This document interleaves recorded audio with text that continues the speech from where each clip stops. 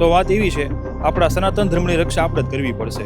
અહીંયા જો નદી કાંઠે એક મંદિર સળગે છે, આપણા ઘરમાં નવું મંદિર લાવીએ ને એટલે જૂના મંદિરને આપણે ગમે ત્યાં કચરામાં ફેંકી દઈએ છીએ. અહીંયા જો બાટલી પડી છે બાજુમાં, એની બાજુમાં મંદિર સળગે છે. અહીંયા તમે જોઈ શકો છો હજુ એક મંદિર છે, એકદમ ખંડેર અવસ્થામાં પડ્યું છે, જેનો કોઈ વારસદાર ન હોય એ રીતે પડ્યું છે મંદિર. એના સિવાય તમે જુઓ અહીંયા આ કચરાનો ઢગલો છે, એ ઢગલામાં ભગવાનનો ફોટો પડ્યો છે, એકદમ ખરાબ સ્થિતિમાં પડેલો છે. આના સિવાય આપણે મોટાભાગના લોકોના ઘરમાં કેલેન્ડરમાં ભગવાનનો ફોટો પ્રિન્ટ થયેલો હોય છે.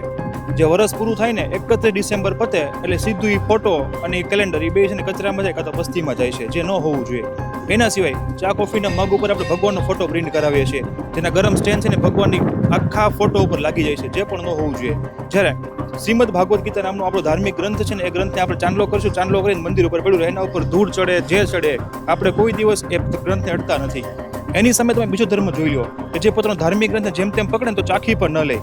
અને આમાંથી ઘણા બધા લોકો એમ પણ કહેશે કે ભગવાન તો બધે છે. ભગવાન બધે છે એનો મતલબ એવો નથી કે એનું ફિઝિકલ રિપ્રેઝન્ટેશન આપણે ગમે ત્યાં મૂકી દઈએ એમ. ઇન શોર્ટ કે આપણા ધર્મની રક્ષા આપણે જાતે આપણે પોતે પહેલ કરીને કરવી પડશે. આ વિડીયોને બને એટલો શેર કરો જેનાથી આપણો સનાતન ધર્મ છે ને એ ટેકો રહે.